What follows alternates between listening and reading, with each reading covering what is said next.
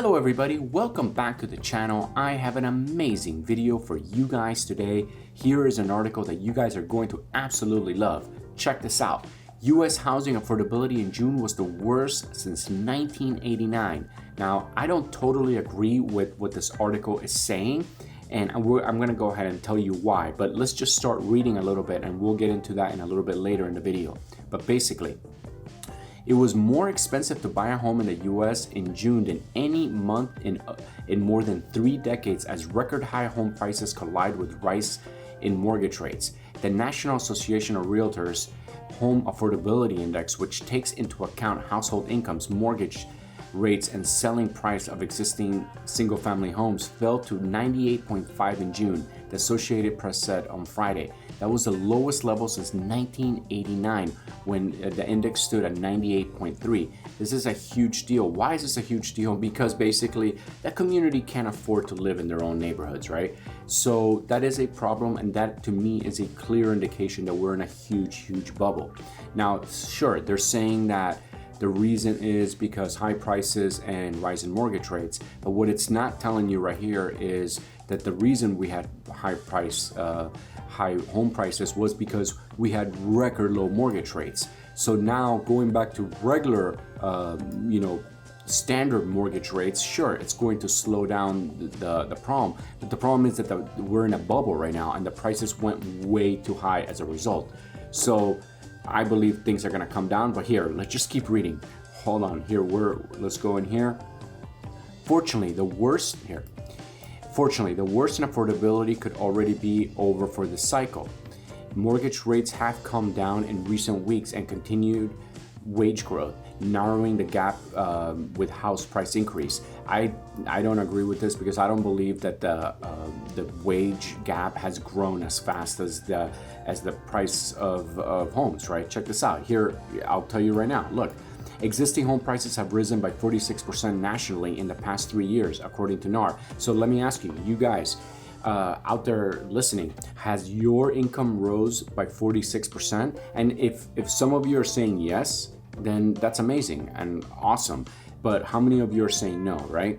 Now, 46% in the last 3 years, that's how much, in 2 years, that's how much houses rose, in that short period of time. So if you're telling me that, hey, that's like the normal course of business, well, it's not, because again, we have inflation right now. So even if you did make more money, even if you did get a raise, it gets eaten up by the price of living right now, the price of gas, price of food, high credit card rates and stuff, whatever.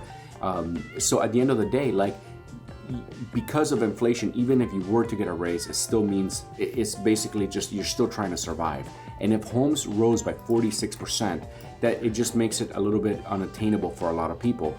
And just because the rates lowered from 6 to 5 in the last 2-3 weeks doesn't mean that people are just going to suddenly want to jump into a super high mortgage, super high home housing market that a lot of people are saying it's ready to pop. Now, if we keep reading, despite the forecast for a cooling housing market in 2022, house prices are hitting record highs, even with mortgage rates rising in recent months. Now, this is, again, let me just say, look, this is the Redfin weekly housing market data, and the median sale price is going down.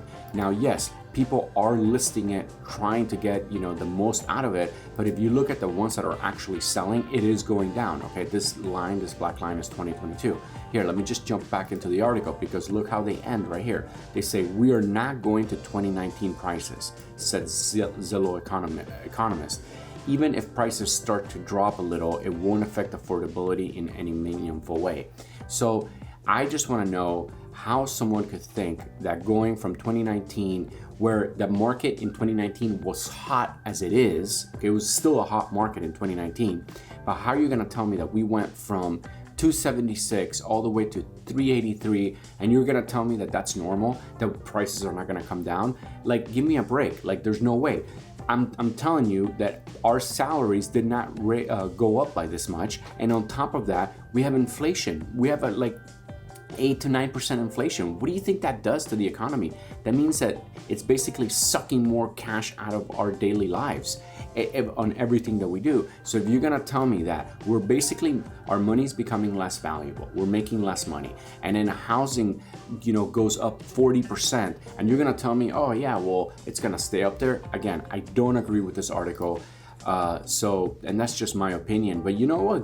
Go ahead and tell me if you agree or disagree with me, because all I'm saying is sometimes you can read some of these articles and be like, oh, okay, blah, blah, blah, and kind of see their little argument, but you kind of have to look at the big picture. Sometimes you have to zoom away and look at it and say, does this feel right? Because remember, everybody has sometimes a motive, right, for why they're telling you what they're telling you. And sometimes you just kind of, it's not as, sometimes things feel more complicated when you're talking like mortgage rates and prices and bubbles and whatever. But at the end of the day, just look at how much people are making and look how much the houses are worth. And you're gonna see that there's a huge disparity between the two. And when that happens, basically you are living in a bubble, right? The bubble of a housing market. And when you are in a bubble, the bubble always crashes because at one point, people need to be able to buy homes in their community. We don't all live in San Francisco, right? There's a lot of suburbs across the United States that are incredibly inflated, and it is unsustainable. That's kind of how I see it. That's kind of how I feel about it. And, go ahead and comment below. Let me know if you agree or disagree. But, some people have been telling me that they don't think the housing market is going to crash. The only reason I don't think it's gonna, crash very hard is because of inflation. Because at the end of the day, inflation makes everything more expensive. So naturally, it would make housing more expensive as a result, right? If that's the way the math basically works out. So people are now scared. People want to hold on to their property because they know their cash is becoming less valuable. And another thing to throw into the mix is the rental market. The rental market hit a record high, right? So now people are like, man, I don't want to sell. Then they can't get into something else because the prices are still high. And then it's going to force me to jump into the rental market, which is a complete disaster right now. I don't understand, I could see if someone bought a house in like the last year or two and they want to put it out on the market to rent for higher price because they did pay a lot more for it. But man, if anybody's out there that has owned a house for, more than 5 years and you're asking for record high rent, I mean, it's like, you probably refinanced in the last year, so your mortgage rate is probably even less. I don't know, I think landlords need to chill out a little bit with this whole raising the rent to astronomical prices. Now, I get supply and demand, I get it, trust me, I love it. But at the same time, we are heading into a situation where people are going to be more and more poor, right? And yeah, some landlords are really taking advantage of it. Now, I know that people that have a second property or 2 or 3 properties that they rent, they have been very good for their to their tenants. But there's also stories of the corporations that are basically, they see those high prices going up and they're like, what I mean is the corporations that own apartment buildings and stuff. But yeah, they're just saying, screw it, charge them as much as possible because they're in it only for one reason. I know when you do own a second home and you do rent it, the most important part is to make sure that the renters stay, right? So you sort of want to make them happy.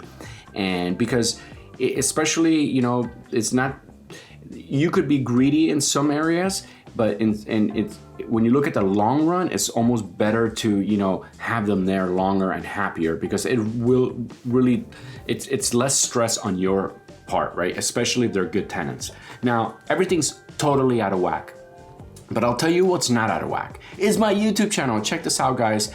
I really owe this all to you guys. Look at all those views my videos have been getting, and I just want to appreciate it so much.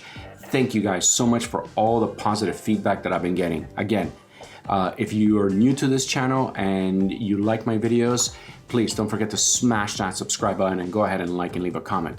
Thank you guys so much for watching. I love you guys, and I'll see you on the next video.